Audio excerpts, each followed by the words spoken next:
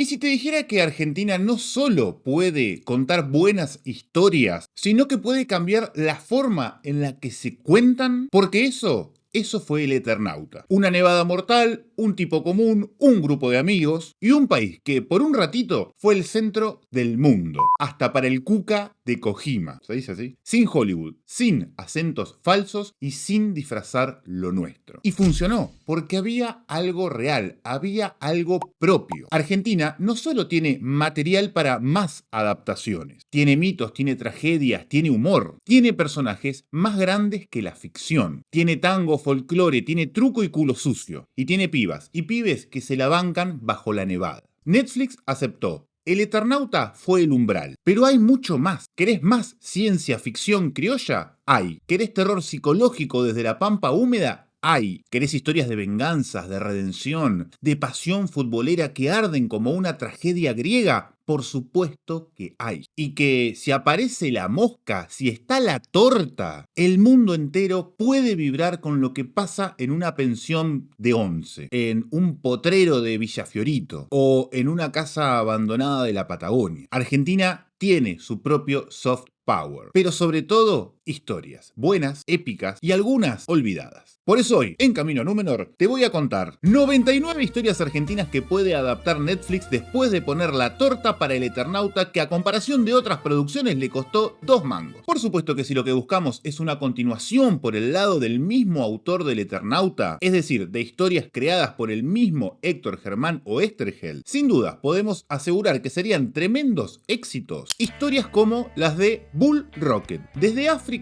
hasta el Polo Norte, Ernie Pike y sus relatos, Mort Cinder y la exploración del tiempo, Sherlock Times y las aventuras paranormales junto a un misterioso libro desde el caserón de San Isidro, El Astrón de Plata y la invasión extraterrestre, La Guerra de los Antartes y, como le decimos en el barrio, Futureman y sus viajes en el tiempo. Y por qué no, la gran obra del sargento Kirk, el western argentino y las aventuras en el desierto.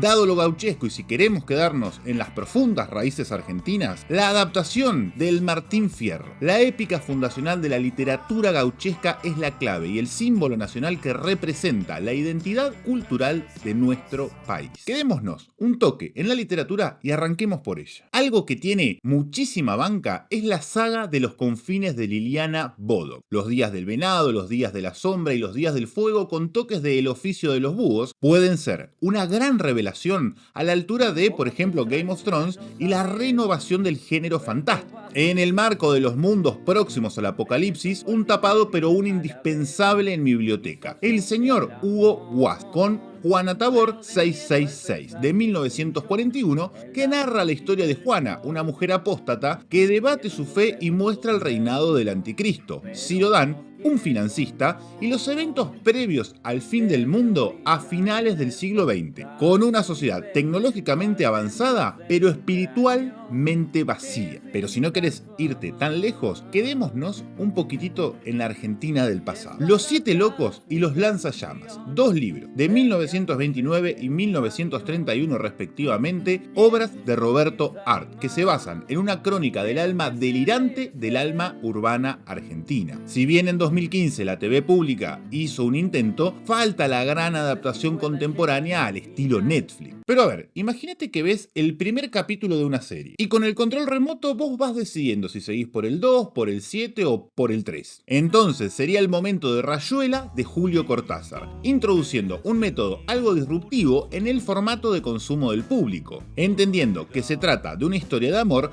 pero que confronta con la realidad en formato de rompecabezas en donde cada espectador elija el orden de los capítulos. Pero soy termo y, ¿por qué no?, Santa Evita de Tomás Eloy Martín, la historia que narra el viaje del cadáver de Eva Perón después de su muerte por 16 años y explora el mito de Evita Duarte, pero especialmente su legado, sobre héroes y tumbas de Ernesto Sábato y el viaje al abismo de la historia argentina, o el túnel del mismo autor en un thriller de asesinato, obsesión y soledad. Nos quedamos en autores clásicos y podemos mencionar a Antonio Di Benedetto. Primero con Sama, la desesperación colonial en el Virreinato de La Plata, que ya cuenta con una adaptación de Lucrecia Martel. Y si no, Los Suicidas, una crónica sobre la desesperanza. Volvemos un poquito a la ciencia ficción y podemos hablar de La invención de Morel de Bioy Casares, un poquito de filosofía para explicar la inmortalidad, la realidad, el amor, la soledad y la deshumanización. Hablamos de Apocalipsis, tenemos que mencionar los papeles de Benjamín Benavides, del padre Castellani,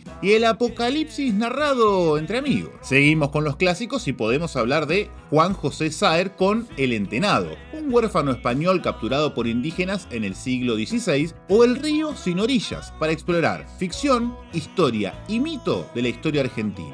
Viajemos un poquitito más adelante en la línea temporal y podemos mencionar Los planetas de Sergio Chejfec, Duelo, Memoria y Dictadura. También El viento que arrasa de Selva Almada, que narra la historia de un pastor protestante, su hija y un mecánico en el norte argentino en el medio de la nada. ¿Por qué no? El mar que nos trajo, de Griselda Gambaro, sobre la inmigración en Argentina de principios del siglo pasado. Nos quedamos con las chicas para hablar de El cadáver exquisito, de Agustina Basterrica y su distopía caníbal. O por qué no también Kentuckys, de Samantha Schweblin. Animales robots que espían tu vida y Black Mirror quien te juna. Y que la historia me perdone porque no hay nada de Borges, pero no quiero dejar afuera a dos historias contemporáneas. Comentarios al Náucrato de Tomás Rebord y la búsqueda de la mitología del Río de la Plata, y El coloso justicialista de Juan Rocco, una buena dosis de robots peronistas y la conquista del espacio para indignar a unos varios. Y si hablamos de autores contemporáneos, creo que es inevitable hablar de esta persona. Mariana Enríquez. Tiene muchísimas obras, pero me quedaría con Nuestra parte de la noche, con la búsqueda de la vida eterna y la conciencia entre sangre, muerte, deseo, poder e impunidad. Las cosas que perdimos en el fuego, de la misma autora. Terror y crítica social en formato de cuentos con estética porteña. Y quedémonos por estos paisajes para mencionar a Adán Buenos Aires, de Leopoldo Marechal, uno de los libros preferidos por el Papa Francisco, que relata una odisea mística a través de la ciudad de Buenos Aires. Pero si hablamos de Marechal, no podemos esquivarle el bulto al Banquete de Severo Arcángelo, donde Lisandro Farías arranca un viaje iniciático hacia la verdad entre esoterismo y alquimia, o también Megafón o La Guerra, para recorrer los orígenes de la violencia política en Argentina durante el siglo XX, y del que puede haber un spin-off con Operación Masacre de Rodolfo Walsh, pionero del género no fiction para el mundo desde Argentina, junto a Raúl Scalabrini Ortiz y Roberto Art. Pero volvamos un poquito a las distopías con sello porteño, para hablar de Alberto Laiseca y su gran obra Los Soria. Distopía monumental en clave argentina, donde chocan tres dictaduras y lo tiene todo: humor negro, política, religión, guerra, historia, sexo, astrología, magia, ciencia y tecnología. Y ya estoy en una y me imagino Villa Celina de Juan Diego Incardona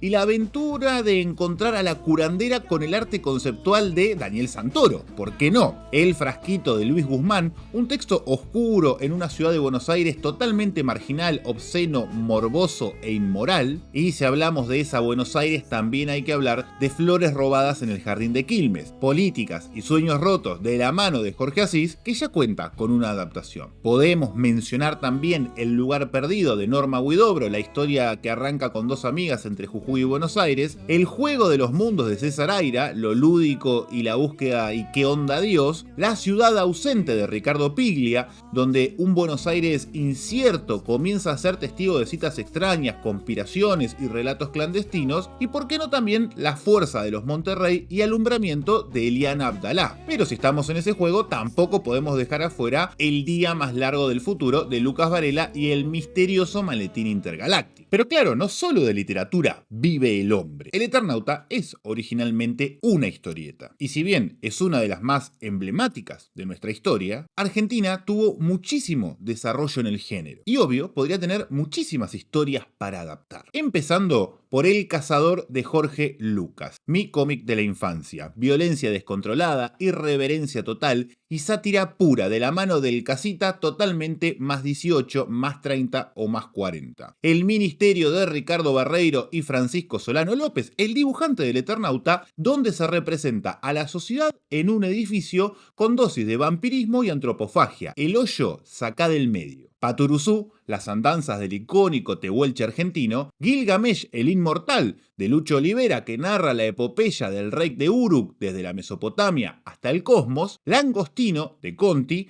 Aventuras marítimas de un gaucho del mar, El Loco Chávez, de Trillo, periodismo, política, amor y Buenos Aires pura en los 70, Vito Nervio, un detective del policial negro que coquetea de ratos con la fantasía, Nippur de Galash, de Robin Hood, con casi 500 episodios, un héroe sumerio hecho a la medida de lo argentino. Basura, de Carlos Trillo y Rizzo, con más ciencia ficción posapocalíptica, pero producto del desarrollo tecnológico, donde se debate la misma humanidad frente a un espejo. Cyber Six, de Trillo y Meglia, que cuenta con serie e incluso un anime, y relata la historia de la única sobreviviente, desobediente y erótica de un experimento nazi en la selva brasileña. Un tal Daneri, de Trillo y Breccia, que también hizo su versión de El Eternauta, y esa suerte de detective urbano con su particular código moral. Peter Camp lo sabía, de la mano también de Trillo y Mandarina. Si alguna vez pensaste qué sucedería si el Führer no hubiese llegado al poder y se hubiera dedicado a ser historietista, esta es tu oportunidad de conocerlo. Planeta Extra y el retrato de un mundo casi futurista de la mano del grotesco fletero Quique Tetamanti, Perramus, de Sasturian y Breccia,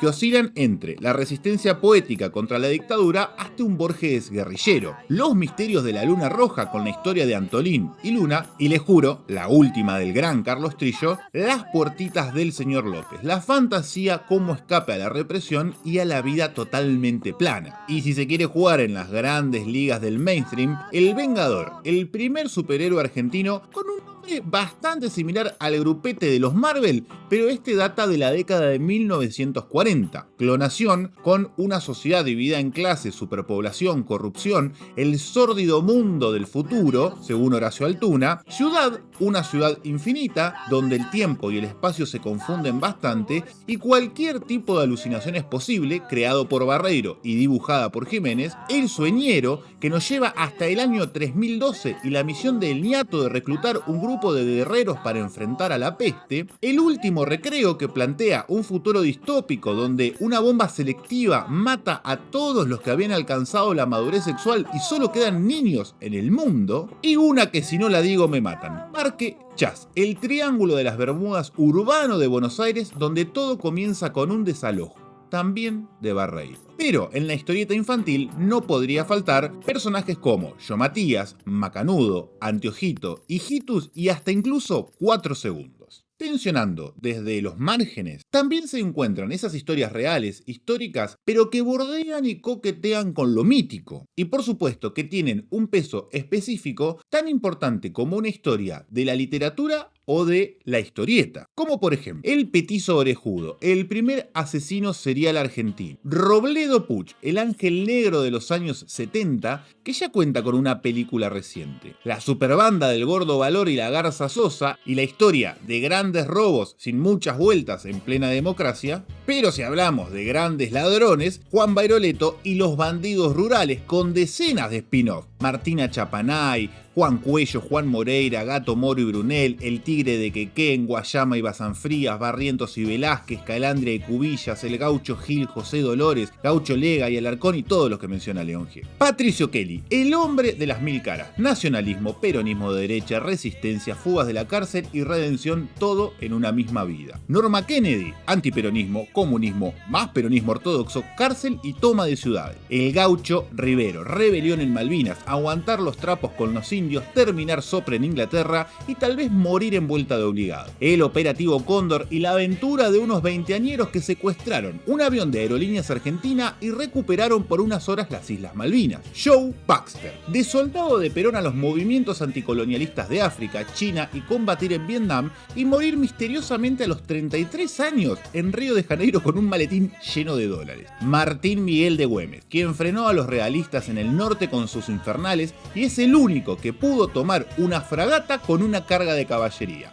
Pero me había quedado pendiente la guerra gaucha de Leopoldo Lugones, la cruda realidad de la revolución y el pueblo en armas. Quedémonos más o menos por la época para hablar también de Gregorio Aragoz de la Madrid, figura emblemática de la independencia y la guerra civil posterior, a quien solían reventar bastante seguido darlo por muerto, pero siempre regresaba. Acerquémonos un poquito más acá para hablar de Rodolfo Galimberti, Galimba para los amigos, de militante estudiantil a Tacuara, a Montoneros, a la CIDE y a la alta sociedad, la creme de la creme. Y si coqueteamos por allá arriba, no podemos dejar de hablar de Julio Grondona, el todo pasa del fútbol. ¿Cómo llegó el ferretero de Sarandí a ser el 2 del fútbol mundial sin saber hablar inglés? Hipólito Bouchard, el corsario que conquistó California en nombre de Argentina y varios países de Centroamérica. Benjamín Solari Parravicini, el Nostradamus argentino a través de psicografías, que hoy lamentablemente es bastante bastardeado. Ramón Falcón, para explorar los orígenes del anarquismo y el fútbol, incluso en Argentina, la historia de los caudillos rebeldes desde Severo Chumbita hasta el Chacho Peñalosa. Fangio, el legendario piloto de la Fórmula 1 que por supuesto debe incluir la hazaña de Nürburgring. Y ya que estamos en esos altares podemos meter unos cuantos santos argentinos como Cura Brochero y Mamá Antula, pero volvamos a la historia para pasarle el trapo a un tal Jon Snow con la historia de Pedro Pablo Rosas y Belgrano, hijo de Manuel Belgrano y sobrino de Juan Manuel de Rosas. Porque mencionar a uno es una total injusticia, cualquier historia de la Guerra de Malvinas, desde la Operación Rosario hasta la de los halcones. Y para finalizar, algo que desde afuera se ve como cultura pop. No digo Mafalda porque el director Campanella la está realizando, pero otros pequeños personajes que ya tienen series y películas, pero que debería, ¿por qué no?, haber una remake. Gardel, Maradona, Francisco, San Martín o el Che. Perdón, te mentí,